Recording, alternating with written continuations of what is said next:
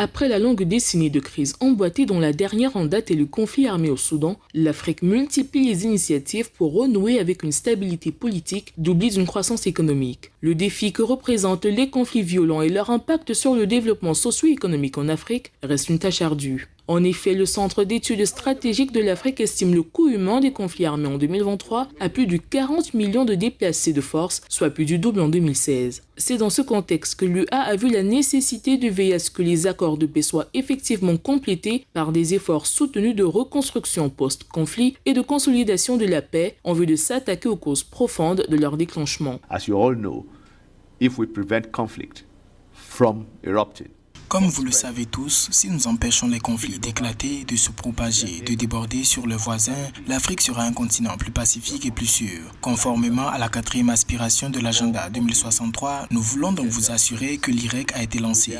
Il s'agit de l'Inter-Regional Knowledge of Exchange. Cette plateforme a été lancée à Lusaka en marge du 4e sommet de coordination des médias. Was launched in Lusaka on the sidelines of the 4th Media Coordination Summit. La politique de l'UA en matière de reconstruction et de développement post-conflit a inspiré les communautés régionales comme la SADC qui, par la signature de l'accord de Lusaka en 1999, prévoit des interventions militaires ou de médiation en cas d'attaque ou de menace de l'intégrité territoriale de l'un de ses membres. Les interventions actées en 2003 par le pacte de défense mutuelle de la SADC. Malgré ces efforts, la reconstruction post-conflit se heurte au manque de volonté politique des États.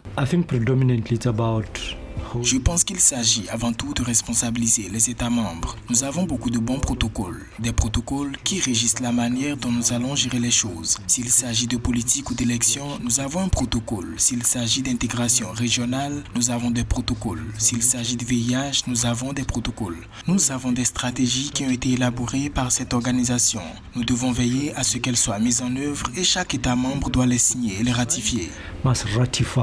En 2022, l'UA et les acteurs régionaux supervisaient 10 opérations de paix réparties dans 17 pays africains et comprenant plus de 70 000 personnels autorisés. Conformément au mécanisme de défense collective instauré à l'échelle régionale depuis décembre 2023, une mission de la communauté de développement de l'Afrique australe est déployée dans l'est de la RDC pour restaurer la sécurité menacée par le M23.